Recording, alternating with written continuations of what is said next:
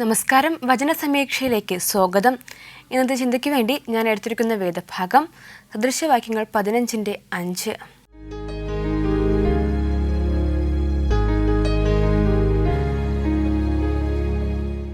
ഭോഷൻ പിതാവിൻ്റെ പ്രബോധനം നിരസിക്കുന്നു, ശാസന കൂട്ടാക്കുന്നവനോ വിവേകിയായി തീരും. നമ്മൾ പിതാവിൻ്റെ, മാതാപിതാക്കളുടെ അവർ പറയുന്ന ഓരോ കാര്യങ്ങളും എങ്ങനെയാണ് ഗ്രഹിക്കേണ്ടത്?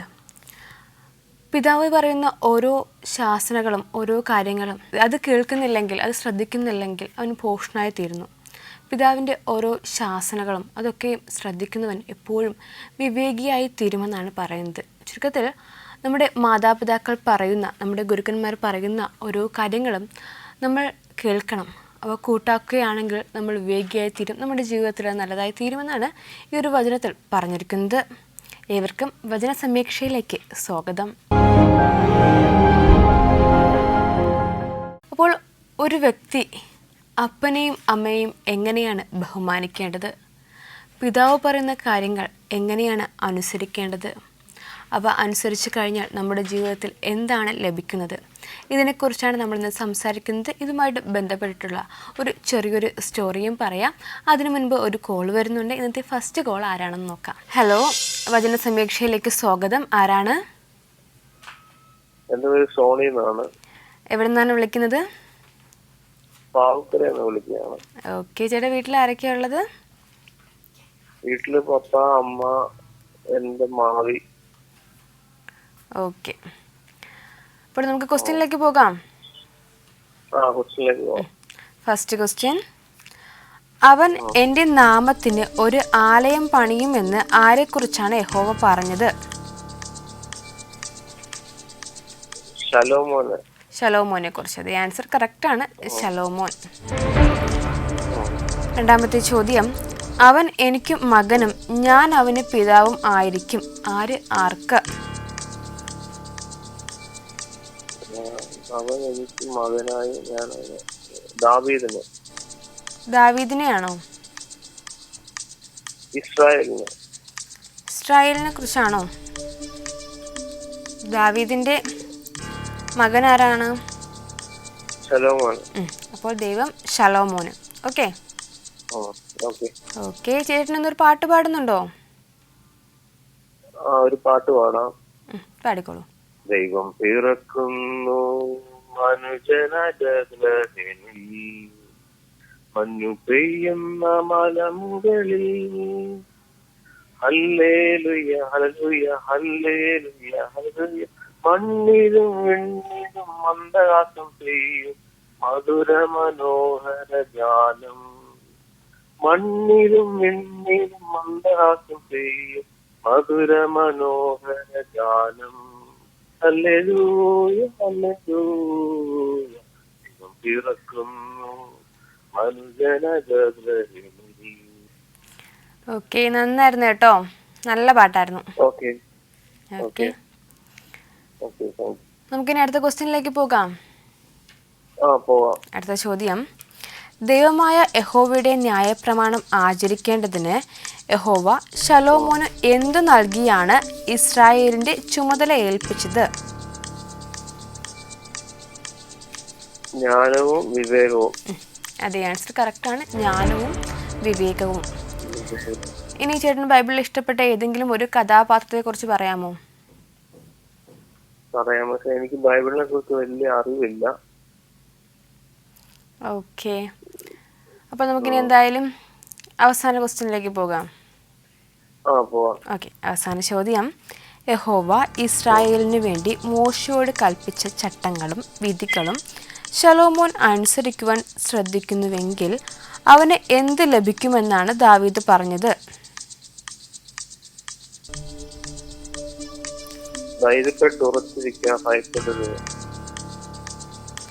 അവന് ഐശ്വര്യം പ്രാപിക്കുമെന്നാണ് പറഞ്ഞത് കേട്ടോ. ഓക്കെ, അപ്പോൾ 4 ക്വസ്റ്റ്യൻ കഴിഞ്ഞ്. ഓക്കെ, എന്തായാലും വിളിച്ചതിൽ ഒരുപാട് സന്തോഷം. ഇനിയും വിളിക്കണം കേട്ടോ. Okay, thank you. ഇപ്പോൾ ആലപ്പുഴയിൽ നിന്നും സോണി ചേട്ടനാണ് വിളിച്ചത്. ചേട്ടൻ എല്ലാ ക്വസ്റ്റ്യനും കറക്റ്റായിട്ട് തന്നെ ആൻസർ ചെയ്യാൻ വേണ്ടി ശ്രമിച്ചു. അതുപോലെ തന്നെയാണ് ഒരു പാട്ടുപാടി. നല്ലൊരു കോളായിരുന്നു. അപ്പോൾ നമുക്കിനി കഥയിലേക്ക് പോകാം. ഒരുപാട് കാലങ്ങൾക്ക് മുൻപ് ഒരു ഗ്രാമത്തിൽ ഒരു കർഷകൻ ജീവിച്ചിരുന്നു. കർഷകന് ഒരുപാട് കൃഷികളുണ്ടായിരുന്നു. ഈ കൃഷി ചെയ്തായിരുന്നു ഇയാളുടെ കുടുംബത്തെ നല്ലതുപോലെ നോക്കിയിരുന്നത്. അങ്ങനെ ഒത്തിരി കാലം കൃഷി ചെയ്തു, കുടുംബത്തെ നോക്കി, തൻ്റെ മക്കളെ നോക്കി. 3 ആൺമക്കളായിരുന്നു. അവർക്ക് വേണ്ടിയുള്ള എല്ലാ കാര്യങ്ങളും ഈ കർഷകൻ ചെയ്തു.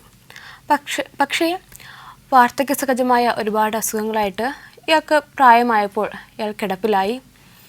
പക്ഷേ തൻ്റെ മക്കൾ കൃഷിയിൽ ചെറുതായിട്ട് സഹായിക്കുമായിരുന്നെങ്കിലും അവർക്ക് 3 പേർക്കും ഈ താൻ ചെയ്തിരുന്ന ആ കൃഷിപ്പണി നോക്കി നടത്തുവാനോ ആ കൃഷി ചെയ്ത് മുൻപോട്ട് പിന്നെ ജീവിക്കുവാനോ ഒന്നിനും അവർക്ക് ആഗ്രഹമില്ലായിരുന്നു. അവർ മറ്റു പല ജോലികളുമായിരുന്നു ഈ 3 ആൺമക്കളും തേടിയിരുന്നത്. പക്ഷേ ഈ കർഷകനാകട്ടെ തൻ്റെ മക്കൾ, താനും തൻ്റെ പാരമ്പര്യമായിട്ട് തൻ്റെ മാതാപിതാക്കളും അവരൊക്കെ ചെയ്ത അതേ ജോലി തന്നെ തൻ്റെ മക്കൾ ചെയ്യണമെന്നായിരുന്നു ഈ കർഷകൻ്റെ അതിയായ ആഗ്രഹം. കാരണം അവർക്ക് അത്രത്തോളം വസ്തു ഉണ്ടായിരുന്നു, അവിടെ കൃഷിപ്പണി നടത്താറുണ്ടായിരുന്നു. പാരമ്പര്യമായിട്ട് ചെയ്യുന്ന ആ കൃഷിപ്പണി നിലനിർത്തണം എന്നൊരു ആഗ്രഹമുണ്ടായിരുന്നു. പക്ഷേ 3 മക്കൾക്കും ഈ ഒരു ആഗ്രഹമില്ലായിരുന്നു. പക്ഷേ അവർക്ക് എങ്ങനെയും ഒരുപാട് സമ്പത്തുണ്ടാക്കണം, വേറെ വളരെ വലിയൊരു ബിസിനസ് ചെയ്യണം എന്നൊക്കെയായിരുന്നു ഈ 3 പേരുടെ ആഗ്രഹം. ഈ 3 പേരുടെയും ആഗ്രഹം ഈ പിതാവിന് അറിയാമായിരുന്നു. അങ്ങനെ ഇരിക്കെ പിതാവ് വാർദ്ധക്യ സഹജമായ അസുഖത്താൽ കിടപ്പിലാണ്. ഇപ്പോൾ വീട്ടിലെ അവസ്ഥ വളരെയധികം മോശപ്പെട്ട ഒരു അവസ്ഥയിലോട്ട് പോയിക്കൊണ്ടിരിക്കുകയാണ്. അപ്പോൾ ഈ പിതാവ് 3 മക്കളെയും വിളിച്ചിട്ട് പറഞ്ഞു, നിങ്ങളൊരു കാര്യം ചെയ്യണം. എന്തായാലും നിങ്ങൾക്ക്, ഞാൻ കൃഷിപ്പണി ചെയ്താണ് നിങ്ങളെ വളർത്തിയത്, നിങ്ങൾക്കത് ചെയ്യുവാൻ വളരെയധികം ആഗ്രഹമില്ല, നിങ്ങൾക്ക് മറ്റേ ബിസിനസ് ചെയ്യുവാനാണ് ആഗ്രഹം. അങ്ങനെയാണെങ്കിൽ ഞാനൊരു കാര്യം പറയാം.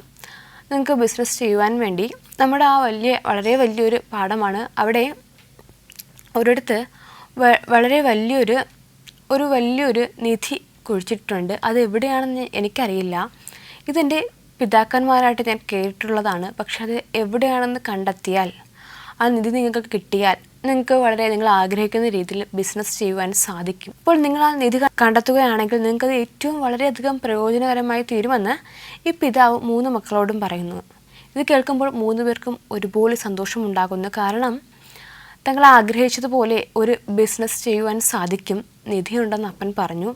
എന്തായാലും നാളെ മുതൽ തന്നെ പാടത്തിറങ്ങി നിധി കണ്ടെത്തണം എന്നായിരുന്നു 3 പേരും ഒരുപോലെ ആഗ്രഹിച്ചത്. അങ്ങനെ 3 പേരും ചേർന്ന് പിറ്റേന്ന് രാവിലെ മുതൽ തന്നെ കുറച്ച് ദിവസമായിട്ട് പിതാവ് കിടപ്പിലായതിനു ശേഷം പാടത്താരും ഇറങ്ങുകയോ അവിടുത്തെ കാര്യങ്ങൾ ശ്രദ്ധിക്കുകയോ ഒന്നും ചെയ്തിരുന്നില്ല. പിറ്റേ ദിവസം എഴുന്നേറ്റു അവിടെയൊക്കെ ഒന്ന് ഉഴുതുമറിക്കുവാൻ 3 പേരും ശ്രമിച്ചു. 3 പേരും ചേർന്ന് പാടത്തിൻ്റെ വിവിധ ഭാഗങ്ങളിൽ എവിടെയാണ് നിധി കിടക്കുന്നതെന്നറിയില്ല, വിവിധ ഭാഗങ്ങളിൽ ഉഴുതുമറിക്കുവാനും വേണ്ടി തുടങ്ങി. അങ്ങനെ അവർ ഒത്തിരി ദിവസം ഉഴുതുമറിച്ചു. പക്ഷേ പിതാവ് പറഞ്ഞതുപോലെ നിധി കണ്ടെത്തുവാൻ അവർക്കാർക്കും സാധിച്ചില്ല. ഒടുവിൽ അവർ വളരെയധികം വിഷമത്തോടെ പിതാവിൻ്റെ അടുക്കലെത്തിയിട്ട് നിധി കണ്ടെത്തുവാൻ സാധിച്ചില്ല എന്ന് പറയുകയാണ്. 3 മക്കളും വന്ന് ഇതുപോലെ വളരെയധികം വിഷമത്തോടെ ഈ ഒരു കാര്യം പറയുമ്പോൾ പിതാവ് മറ്റൊരു കാര്യം അവരോട് ആവശ്യപ്പെടുന്നുണ്ട്. അതെന്താണെന്ന് ഞാൻ പറയാം. അതിനു മുൻപ് നമുക്കൊരു കോൾ വരുന്നുണ്ട്. ഈ 2ാമത്തെ കോൾ ആരാണെന്ന് നോക്കാം.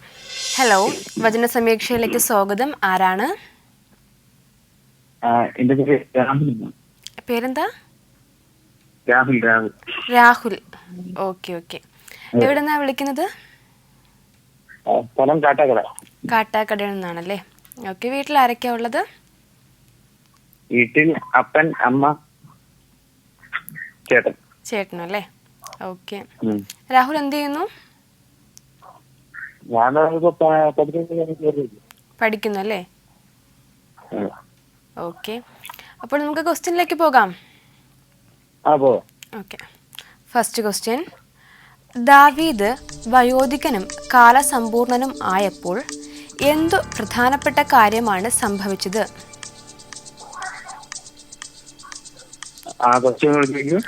ദാവീദ് വയോധികനും കാലസമ്പൂർണനും ആയപ്പോൾ എന്തു പ്രധാനപ്പെട്ട കാര്യമാണ് സംഭവിച്ചത്?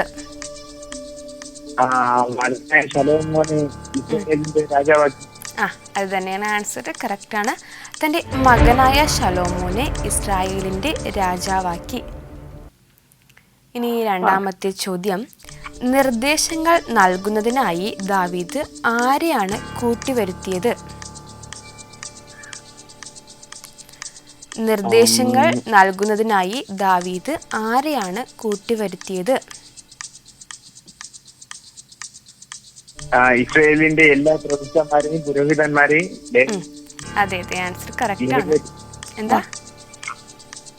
ലേവ്യരെയും. ഓക്കെ ഓക്കെ, കറക്റ്റ് ആണ് കേട്ടോ. ഇസ്രായേലിന്റെ എല്ലാ പ്രഭുക്കന്മാരെയും പുരോഹിതന്മാരെയും ലേവ്യരെയും. ഓക്കെ, ഇനി രാഹുലിന് ബൈബിളിൽ ഇഷ്ടപ്പെട്ട ഏതെങ്കിലും ഒരു കഥാപാത്രത്തെ കുറിച്ച് പറയാമോ? അബ്രഹാം. എന്തുകൊണ്ടാണ് അബ്രഹാമിനെ ഇഷ്ടം? ദൈവത്തിൽ അത്രയും വിശ്വാസം വെച്ച വേറെ മനുഷ്യനില്ല. അതുകൊണ്ടാണല്ലേ, വിശ്വാസമാണല്ലേ. ഓക്കെ, ഇനി മൂന്നാമത്തെ ചോദ്യമാണ്. എത്ര വയസ്സ് പ്രായമുള്ള ലേവ്യരുടെ എണ്ണമാണ് എടുത്തത്? 30 വയസ്സും അതിലധികം. അതെ, കറക്റ്റാ, 30 വയസ്സും അതിലധികവും. ഓക്കെ, ഇനി അവസാന ചോദ്യമാണ്. ദാവീദിന്റെ മരണത്തിന് മുൻപ് 30 വയസ്സും അതിലധികവും പ്രായമുള്ള ലേവ്യരുടെ എണ്ണം എത്രയായിരുന്നു?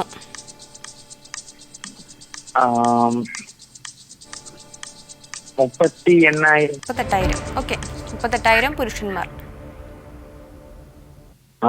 ഓക്കെ, അപ്പോൾ 4 ക്വസ്റ്റ്യനും കഴിഞ്ഞിട്ടുണ്ടേ. എന്തായാലും വിളിച്ചതിൽ ഒരുപാട് സന്തോഷം. ഇനിയും വിളിക്കണം കേട്ടോ. ഇപ്പോൾ കാട്ടാക്കടയിൽ നിന്നും രാഹുലാണ് വിളിച്ചത്. എല്ലാ ക്വസ്റ്റ്യനും കറക്റ്റായിട്ട് തന്നെ ആൻസർ ചെയ്യുന്നുണ്ടായിരുന്നു. അതുപോലെ തന്നെയാണ് അബ്രഹാമിനെ കുറിച്ച് പറഞ്ഞു. നല്ലൊരു കോളായിരുന്നു. അപ്പോൾ നമ്മൾ പറഞ്ഞു വന്നത് ആ കർഷകനായ ആ പിതാവിനെക്കുറിച്ചും 3 മക്കളെക്കുറിച്ചുമാണ്.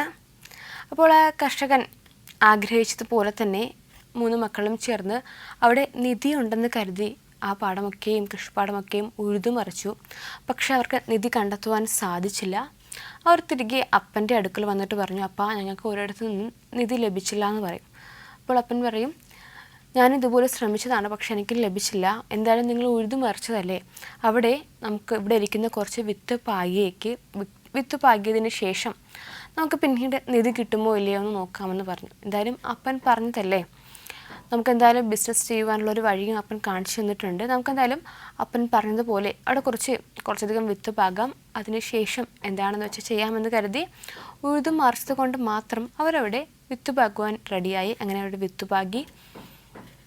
അങ്ങനെ ദിവസങ്ങൾ കഴിഞ്ഞു. ആ വിത്തൊക്കെ മുളച്ചു വന്നു, ചെടിയായി.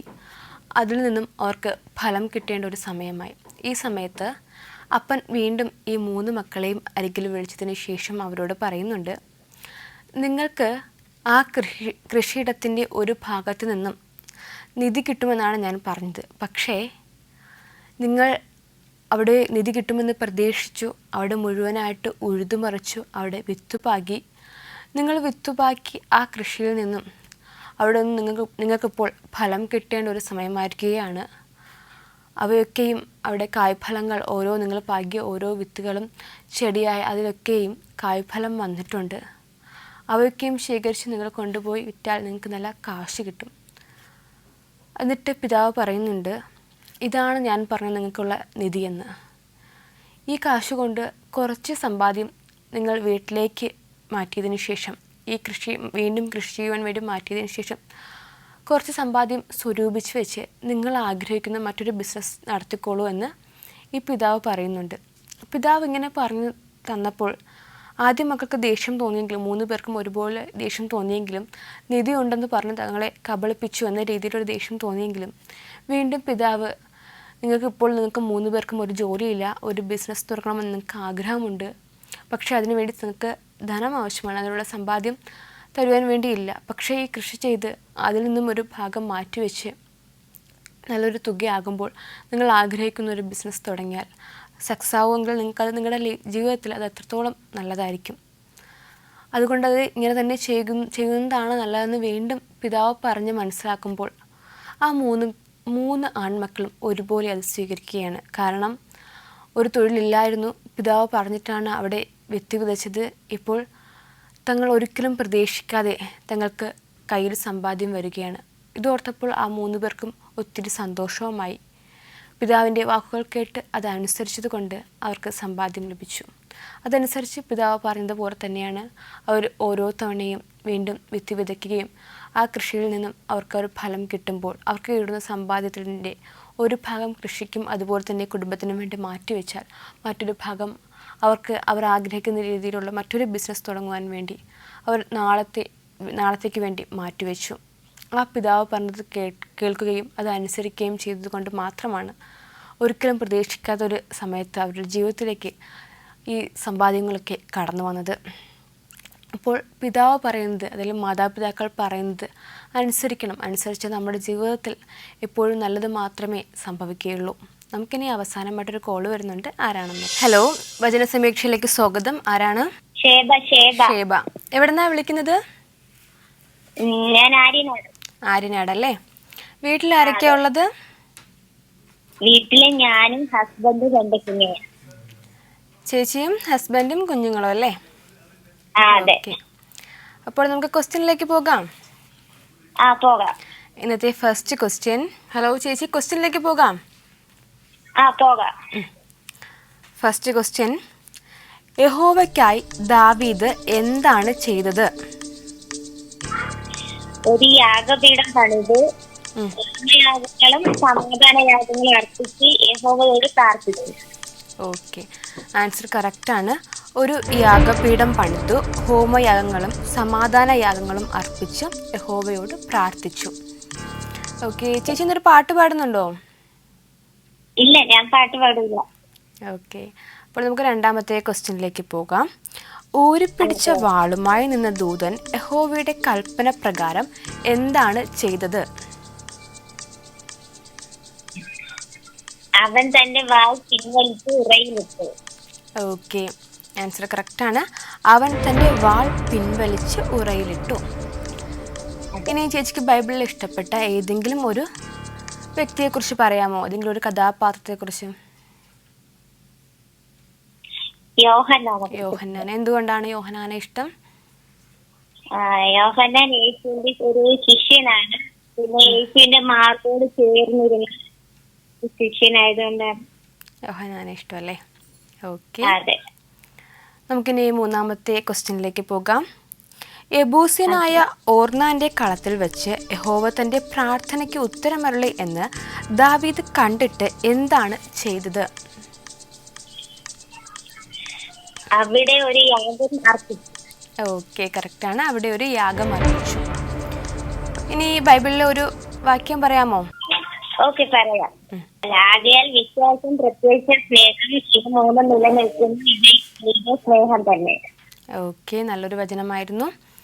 നമുക്കിനി അവസാന ക്വസ്റ്റ്യനിലേക്ക് പോകാം. ചോദ്യം ഇതാണ്: മോശ മരുഭൂമിയിൽ വെച്ച് ഉണ്ടാക്കിയിരുന്ന യഹോവയുടെ തിരുനിവാസവും ഹോമപീഠവും അന്ന് എവിടെയായിരുന്നു? ഗിബയോനിലെ പൂജാഗിരി. അതെ, ആൻസർ കറക്റ്റാണ്. ഗിബയോനിലെ പൂജാഗിരി.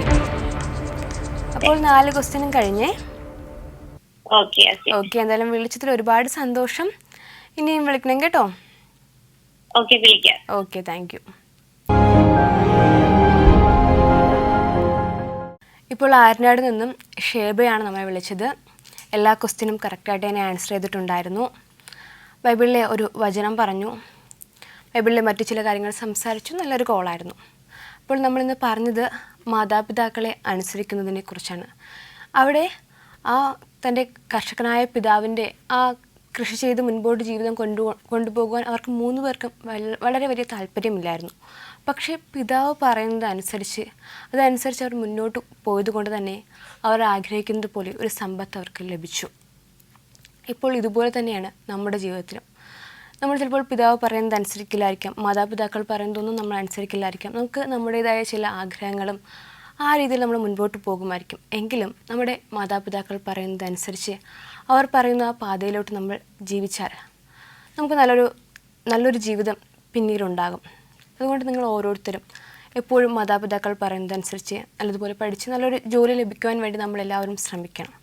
കാരണം നമ്മൾ ഒരുപാട് പറഞ്ഞ് കേട്ടിട്ടുണ്ട്, ഒരുപാട് പ്രായമുള്ളവർക്ക് അവരവരുടേതായ രീതിയിൽ ചിന്തിക്കും, നല്ല കാര്യങ്ങൾ പറഞ്ഞു തരുമെന്ന്. അപ്പോൾ അങ്ങനെ ചിന്തിക്കാതെ നമ്മുടെ ആ ഒരു ചെറിയൊരു പ്രായത്തിലുള്ള ഒരു എടുത്തുചാട്ടം, നമ്മുടേതായ രീതിയിലുള്ള ഓരോ വഴികളിലൂടെ പോകുന്നത്, അതൊക്കെയും ഒരു കുറച്ചും കൂടെ പ്രായം കഴിയുമ്പോൾ നമ്മുടെ ജീവിതത്തിൽ നല്ലതായിരിക്കില്ല വരുന്നത്, ഒരു തിന്മയുടെ പാതയിലേക്കും ആയിരിക്കും നമ്മളെ കൊണ്ടെത്തിക്കുന്നത്. അപ്പോൾ മാതാപിതാക്കളായാലും ഗുരുക്കന്മാരായാലും മുതിർന്നവർ ഓരോരുത്തരും പറയുന്ന ഓരോ കാര്യങ്ങൾ അനുസരിച്ച് ആ രീതിയിലാണ് ജീവിതം മുൻപോട്ട് കൊണ്ടുപോകുന്നതെങ്കിൽ നിങ്ങളുടെ ജീവിതത്തിൽ എപ്പോഴും അത് ഒരു അനുഗ്രഹമായി തന്നെ തീരും. ഏതായാലും വചനസമീക്ഷയുടെ ഈ ഒരു അധ്യായം ഇവിടെ പൂർണ്ണമാവുകയാണ്. മറ്റൊരു എപ്പിസോഡുമായിട്ട് നമുക്ക് വീണ്ടും കാണാം. നന്ദി, നമസ്കാരം.